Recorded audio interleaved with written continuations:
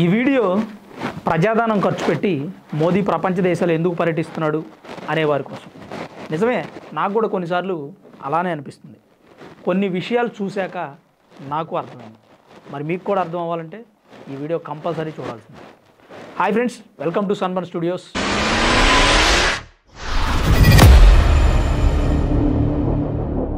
ఈ వీడియో మొత్తం చూడండి. వీడియో ఎలా అనిపించిందని మాత్రం కామెంట్ చేయడం మాత్రం మర్చిపోవద్దు. శత్రు దేశాలుగా చెప్పబడే రెండు దేశాలు ట్రేడ్ విషయంలో స్నేహం చేయబోతున్నాయి. బహుశా శత్రు దేశంతో వ్యాపారం చేయడం చరిత్రలో ఇదే తొలిసారి. ప్రపంచ దేశాలన్నీ ఆసక్తిగా ఎదురుచూస్తున్నాయి చైనా ఇండియాకి మధ్య ఏం జరగబోతుందని. వాస్తవానికైతే ఏం జరగట్లేదు, ట్రేడింగ్ మాత్రమే జరగబోతుంది. ప్రధాని మోదీ ఆగస్టు 30న చైనా వెళ్ళబోతున్నారు. ఒక 2-3 రోజులు అక్కడే పర్యటిస్తారు. సుమారు 8 సంవత్సరాల తర్వాత మోదీ చైనాలో పర్యటించబోతున్నారు. చైనా ప్రధాని జీ జిన్పింగ్ని 2017వ సంవత్సరం రష్యాలో కలిశారు. అప్పుడు అక్కడ బ్రిక్స్ సమావేశం జరుగుతుంది. అయితే మళ్ళీ మోదీ ఇప్పుడు చైనా ఎందుకు వెళ్ళబోతున్నారంటే షాంఘై కోఆపరేషన్ ఆర్గనైజేషన్ సమావేశానికి. అంటే ఒక 10 దేశాలు కలిసి ఒక మీటింగ్ పెట్టుకోబోతున్నాయి. దానికి చైనానే ప్లాట్ఫామ్ ఏర్పాటు చేసినారు. రీసెంట్గా విదేశాంగ శాఖ మంత్రి జైశంకర్ కూడా చైనా వెళ్ళారు. ఎందుకంటే ద్వైపాక్షిక మీటింగ్ కోసం రెడ్ కార్పెట్ పరిచి మరీ ఆహ్వానిస్తుంది చైనా. అసలు చైనా ఇండియాని ఎందుకు ఆహ్వానిస్తుంది ఈ రకంగా అని చెప్పి అమెరికా షాక్లో ఉంది. అరే, ఇండియా చైనా రెండు శత్రు దేశాలు కదా, మరి ఇండియాని ఆహ్వానించడం ఏంటి?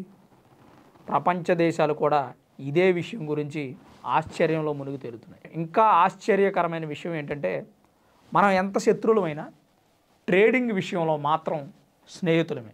ముఖ్యంగా ఈ విషయంలో చైనా ఇండియా ఎందుకు కలవబోతున్నాయంటే అమెరికా చైనాకి ఇండియాకి విపరీతమైన టారిఫ్లు విధిస్తుంది. ఇండియాకేమో 26% టారిఫ్ విధిస్తే చైనాకి 52% టారిఫ్ విధిస్తుంది.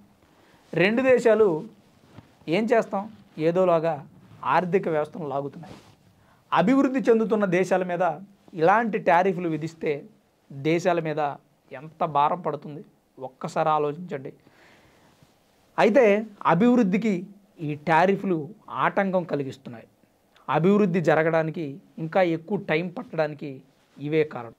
అసలు అమెరికాను నమ్మి ట్రేడింగ్ చేయడం కంటే చైనా భారత్లు ఒకదానికొకటి సహాయం చేసుకొని మంచిగా ట్రేడింగ్ చేస్తే బాగుంటుందని భావించారో ఏమో. ఇండియాకి చైనాకి మంచి ట్రేడింగ్ రిలేషన్షిప్ ఉంది కాబట్టి దాన్నే కంటిన్యూ చేద్దాం. చైనా ఇండియాకి టాప్ 10 ట్రేడింగ్ పార్ట్నర్. అలాగే చైనాకి కూడా ఇండియా సేమే. కొంతసేపు మనం శత్రువులు అనే విషయం పక్కన పెడితే ఈ ట్రేడింగ్ వల్ల రెండు దేశాలకి ఎంత లాభం అనేది మాత్రమే మనం ఆలోచించాలి. ట్రేడింగ్ వల్ల ఇద్దరికీ బెనిఫిట్ ఉంది. అయితే ఈ ట్రేడింగ్కి సంబంధించి మనకి చైనాకి ఎలాంటి అగ్రిమెంట్లు ఉండవు. ఎందుకంటే చైనాని మనం నమ్మలేవు. ఈ విషయం మీ అందరికీ తెలిసిందే కదా. చైనాని మనమే కాదు, ప్రపంచంలో ఉన్న కొన్ని దేశాలు నమ్మలేవు.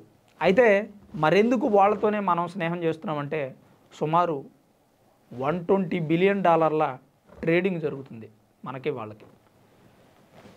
ఈ ట్రేడు ఫ్యూచర్లో మరింత పెరగబోతుంది. షాంఘై కోఆపరేషన్ ఆర్గనైజేషన్ 2001లో స్టార్ట్ అయింది. మన ఇండియా 2017లో ఈ ఆర్గనైజేషన్లో జాయిన్ అయింది. ఇరాన్, పాకిస్తాన్ కూడా ఈ ఆర్గనైజేషన్లోనే ఉన్నాయి. 10 సభ్య దేశాలు ఈ ఆర్గనైజేషన్లో ఉంటాయి. ఈ ఆర్గనైజేషన్లో ఉన్న 10 దేశాల అధినేతలు ఈ షాంఘై కోఆపరేషన్ సమావేశానికి చైనా వస్తున్నారు. 10 దేశాలు కూడా చాలా శక్తివంతమైనవి. ఆ దేశ అధినేతలతో మన దేశ ప్రధాని మాట్లాడబోతున్నారు. ఇదొక అద్భుత అవకాశం అని మనం చెప్పుకోవచ్చు. రష్యా అధ్యక్షుడు పుతిన్తో మాట్లాడి ఉక్రెయిన్ గురించి చర్చించబోతున్నారు. క్రూడ్ ఆయిల్ ధరలు తగ్గించే విషయం గురించి కూడా మాట్లాడబోతున్నారు. యుద్ధ విమానాల గురించి కూడా అక్కడే డిస్కస్ చేస్తారు. అంటే మనం యుద్ధంలో వాడే ఆయుధాలు, మిసైల్స్, అలాగే డ్రోన్స్, ఇంకా ఆ దేశం నుంచి మనకేమైనా హెల్ప్ కావాలా, ఇలాంటి విషయాలు కూడా చర్చించబోతున్నారు. ఒక్క రష్యాతోనే కాదు, మిగిలిన దేశాల ప్రధానులతో కూడా మన ప్రధాని మాట్లాడడానికి చైనా ఒక ప్లాట్ఫామ్ ఏర్పాటు చేసిందని కూడా మనం చెప్పుకోవచ్చు. ఇరాన్ అధ్యక్షుడితో కూడా అక్కడ సమావేశం జరగబోతుంది. ఇరాన్తో సమావేశం మనకు చాలా అవసరం. అక్కడ గ్వాదర్ పోర్ట్ ఉంది, మనం ఆయిల్ ఇంపోర్ట్ చేసుకుంటుంది అక్కడి నుంచే. సెంట్రల్ ఏషియన్ రిపబ్లిక్తో కూడా మాట్లాడబోతున్నాం. తర్వాత పాకిస్తాన్ ప్రధాని షహబాజ్ షరీఫ్ వస్తారు, కానీ మన ప్రధాని తనతో మాట్లాడరు. ఎందుకో మీ అందరికీ తెలిసే ఉండొచ్చు. అక్కడ జరిగే ఈ సమావేశంలో టెర్రరిజం అనే విషయాన్ని అస్సలు ప్రస్తావించరు. కానీ డిఫెన్స్ మినిస్టర్ రాజ్నాథ్ సింగ్ అక్కడ సమావేశానికి హాజరైనప్పుడు టెర్రరిజం విషయం కూడా డిస్కస్ చేయాల్సిందే అన్నట్టుగా మాట్లాడినట్టు మనకు తెలుస్తుంది. రష్యా, ఇండియా, చైనా ఐఆర్సీ కూటమిగా ఉద్భవించబోతున్నాయి. అయితే ఈ విషయం గురించి ట్రంప్ ఎందుకు టెన్షన్ పడుతున్నాడు? ఎందుకు టెన్షన్ పడుతున్నాడు అంటే, ఇండియా, చైనాలు ఏకమైతే ప్రపంచ దేశాలు మన చేతిలోకి వచ్చినట్టే. అర్థమయ్యే ఉంటుంది మీకు. ట్రంప్ యొక్క ఆధిపత్యం తగ్గిపోద్ది. 3 దేశాలు కలిస్తే బ్రిక్స్ కరెన్సీ వచ్చేస్తుంది. డాలర్ వాల్యూ తగ్గిపోద్ది. అంటే డాలర్ వాల్యూ ఆటోమేటిక్గా పడిపోద్ది. ఇండియా ప్రధాని, చైనా అధ్యక్షుడు కలవడం ప్రపంచ దేశాల్లో ఆసక్తిని పెంచింది. ఈ సమావేశానికి ప్రధాని మోదీని ఆహ్వానించడానికి చైనా అనేక ప్రయత్నాలు చేసింది. మనం కోరినటువంటి కోరికల్ని యాక్సెప్ట్ చేసిన తర్వాతే ప్రధాని మోదీ ఈ సమావేశానికి వెళ్ళడానికి ఒప్పుకున్నారు.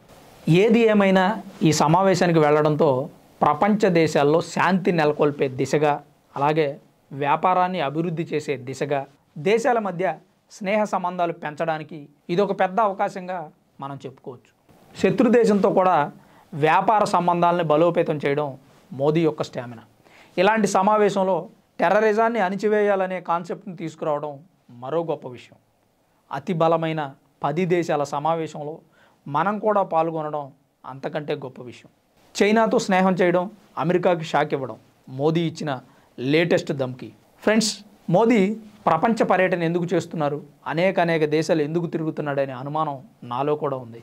కొన్ని విషయాల్ని డీప్గా స్టడీ చేసిన తర్వాత నాకు అర్థమైంది ఏంటంటే, మోదీ ప్రపంచ దేశాలు తిరుగుతుంది మన దేశాన్ని అభివృద్ధి చేయడానికని మాత్రం నాకు క్లియర్గా అర్థమైంది.